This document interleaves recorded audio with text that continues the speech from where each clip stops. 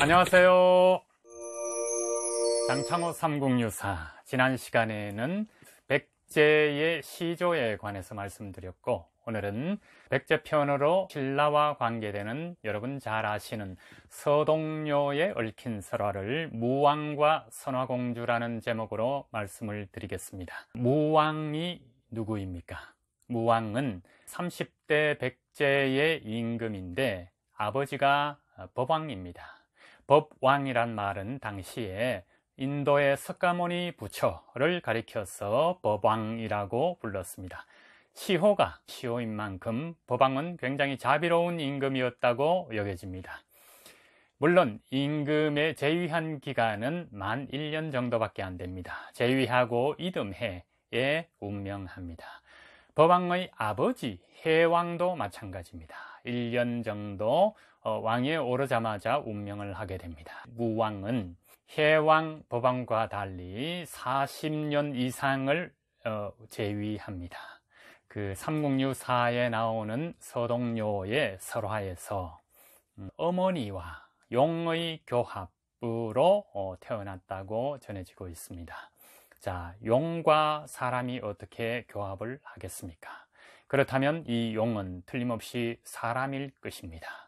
그 용은 해상 국가의 임금을 가리키거나 혹은 지방 호족 아니면 여러분 잘 아시는 용상, 용안 이렇게 말을 할 때 용은 임금을 뜻하는 것입니다. 그렇다면 신라의 애장왕이 청해진을 가면서 여염에서 하룻밤을 머물러 한 여인과 낳은 아들이 장보고의 형이라고 말씀을 드렸었죠. 그래서 어머니가 큰아들 장보고의 형에 대해서 임금의 핏줄이다. 그러므로 다음 왕이 될 것이다. 아니면 형이 못하면 너라도 다음 왕이 되어야 한다. 이렇게 주문을 한 적이 있었죠. 그만큼 임금과 하룻밤을 정분을 나눈 여염의 여성들은 자식을 낳게 되면, 특히 아들을 낳게 되면 다음 임금에 혹시 자기가 낳은 아들이 왕이 되지 않을까 하는 희망과 기대를 품게 되나 봅니다. 또 신라에서는 평민과 혼인을 하게 되면 임금은 평민의 신분으로 떨어집니다. 물론 형식은 왕이지만 근데 백제에는 그런 게 없었나 봅니다. 자, 그래서 이 무왕은 용이니까 용이 법왕이 되겠죠. 또 이 법왕은 재위 1년 동안 굉장히 그때는 백제가 나락으로 떨어지고 있는 단계였습니다. 그럼에도 불구하고 신하들과 백성들에게 궁궐에서도 마찬가지입니다. 불교의 5계에 속하는 살생을 하지 마라 라는 걸 어떤 신조로 삼았나 봅니다. 그래서 집집이 키우고 있던 가금류를 다 풀어주게 하고 잡아먹지 못하게 했습니다. 꿩을 잡는 매라든가 새매까지 놓아주고 기르지를 못하게 했습니다. 그래서 얼마나 귀족들이나 신하들은 답답했겠습니까마는 임금의 뜻이 그러니 전 백성들, 전 나라에서 살생을 하지 마라 하는 게 되었습니다. 물론 백제가 기운이 기울어져 가고 있는 상태에서 살생을 말라 하는 건 좀 어느 도단일 수도 있습니다. 특히 전제군주국인 왕의 입장에서 그것이 강력한 나라도 아니고 지금 마침 힘을 잃고 있는데요. 어쩌면 그러기에 생겨난 법왕만의 전략일 수도 있습니다. 그러면 상대 적국인 신라에서 쳐들어오는 것을 잠시 멈칫할 수도 있지 않을까 이렇게 생각을 해봅니다. 고구려에서는 당시 신라에는 진평왕이 몸집이 하도 크고 때가 있고 해서 쳐들어가지 못한다고 했는데 나중에 무왕은 왕이 되기까지는 신라의 진평왕의 셋째 공주인 선화공주를 꿰어서 연애를 하고 그리고 왕이 된 다음에는 신라의 서쪽 지역을 무수히 침공을 합니다. 그렇게 본다면 신라의 진평왕의 셋째 딸과 진짜 결혼을 했는가 하는 의문이 들기도 합니다. 하지만 설화는 실화에서 왔다고 볼 때 그것이 만약 백제의 동성왕이 신라의 귀족의 딸과 혼인한 혼인동맹이 나중에 전해지면서 와전되어서 진평왕과 무왕의 시대, 진평왕과 법왕의 시대의 서동요 형태로 불렸을 수도 있겠습니다. 자, 여러분 잘 아시는 이 서동요를 부르기 위해서 용의 아들 서동이 신라의 수도 경주로 마장수로 변장해서 들어옵니다. 그리고 아이들을 모아놓고 이런 노래를 불러라 하고 말을 줍니다. 당시에는 얼마나 배가 고팠겠습니까? 아이들도 말을 얻어먹으면서 아이들은 노랫말을 퍼뜨리기 시작합니다. 선화공주는 남몰래 정을 통해 두고 서동이와 몰래 달아난다요. 하여튼 이런 류의 동요조를 불러서 경주 여염이든 궁궐이든 온 사방에 이 노랫가락이 퍼지기 시작합니다. 아이들이 순진하게 부르는 이 동요 속에 신라의 공주와 이름도 모르는 평민의 청년이 불온한 노래가 궁궐까지 들려옵니다. 진평왕과 왕비는 화가 몹시 나서 마침내 선화공주를 쫓아냅니다. 귀양살이를 하는 거죠. 그 가마의 행렬에 미리 서동이 숨었다가 가마를 멈추고 선화공주와 둘이 숲으로 들어가서 저기 먼 나라의 로미오와 줄리엣과 같은 이웃이 적이잖아요. 근데 이건 나라의 적끼리 이루지 못할 사랑을 속삭이게 됩니다. 서동은 휘파람을 잘 불렀나 봅니다. 이 휘파람 소리에 매료된 선화공주가 서동의 손을 잡고 똥돌이 가득한 언덕 앞에 있는 조그만 집으로 들어가서 서로 사랑의 삭을 키워가고 있었습니다. 그래서 선화공주는 또 효녀였나 봅니다. 부친과 모친이 죽도록 밉기도 했지만 자기를 귀양살이 보냈으니까요. 하지만 염려가 되어서 편지를 썼나 봅니다. 사랑하는 아버지 어머니께 억체 건강하신지요? 아버지를 생각하면 눈물 나고 어머니 하고 부르면 마음 벌써 아파요. 아버지 어머니 여긴 백제랍니다. 못난 여식 잘 있습니다. 서동이가 보살펴주는 덕에 백제 밥 먹고 건강하니 아무 염려 마십시오.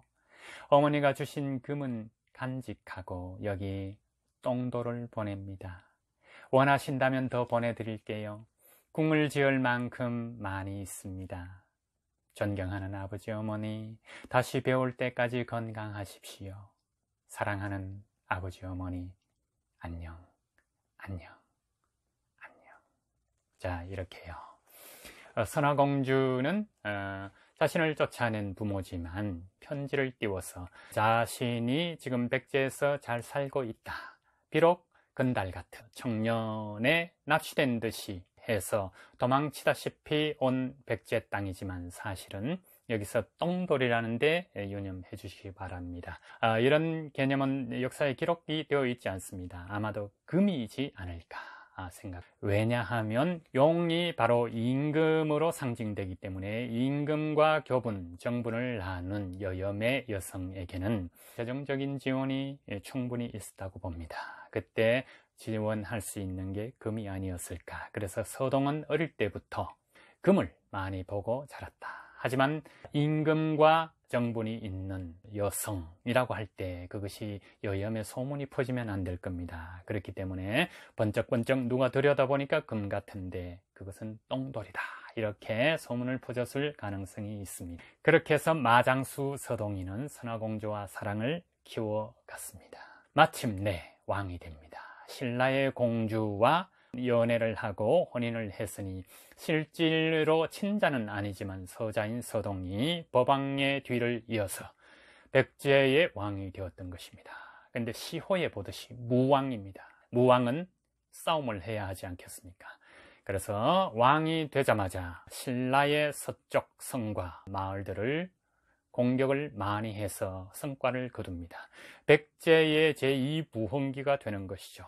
그렇다면 신라의 공주와 결혼한 무왕이 어떻게 신라를 칠 수 있느냐? 진평왕의 딸과 혼인을 하고서도 진평왕을 친다는 건 좀 이해하기 힘들지 않습니까? 그래서 일부 사학자들이 이것은 동성왕과 신라의 귀족의 딸의 이야기이다. 혹은 실제로 있지 않은 그를 어떤 전술적으로 신라에서 퍼뜨렸거나 백제에서 평화를 가장한 서로 헤게모니를 유리하게 만들려는 전술이다. 이렇게 주장하는 이도 있습니다. 그래서 무왕이 되자마자 나중에 지명법사라는 명성을 통해서 용화사, 연못을 산으로 하룻밤새 메꿔서 귀신들을 시켜서 거기에다가 미륵사를 짓습니다.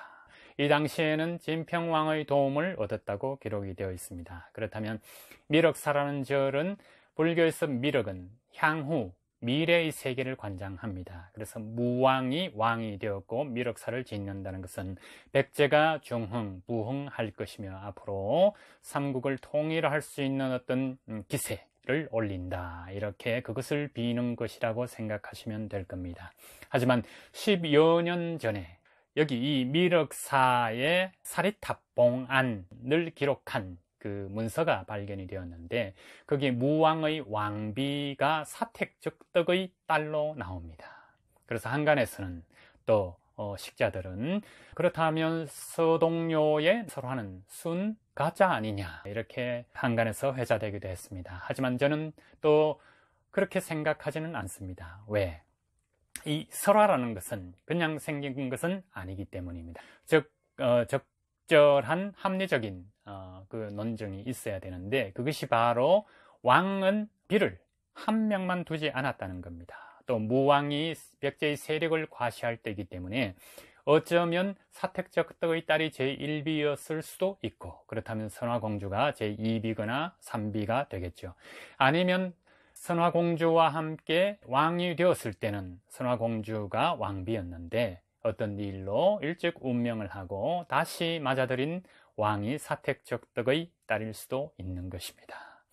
물론 이 설화는 신라가 힘이 생기기 시작했고 백제는 막 무너지려는 순간에 무왕이 다시금 중흥을 꾀한 때이기 때문에 서로 막 부딪힐 때입니다. 그래서 적국에 대해서 적국의 심장, 마음을 녹이려는 뭐를 통해서 사랑과 혼인이라는 스토리를 통해서 신라나 백제 쪽에서 만든 전략일 수도 있다고 생각합니다. 설화는 설화를 듣는 사람의 해석에 달려 있습니다. 어떻습니까? 서동료, 동료에 섞은 이 가락이 신라와 백제의 운명을 어쩌면 합치기도 하고 갈라놓기도 하고 앞으로의 향방을 가늠할 수 있는 잣대가 될 수 있는 그런 인문학적인 우리 역사의 기록이었습니다. 자, 오늘 서동료로 시작된 백제 무왕과 선화공주 여기서 마치고 다음 시간에는 견혼에 대해서 후백제의 견혼이라는 타이틀로 견혼만 집중적으로 말씀드려 보겠습니다. 또 뵙겠습니다.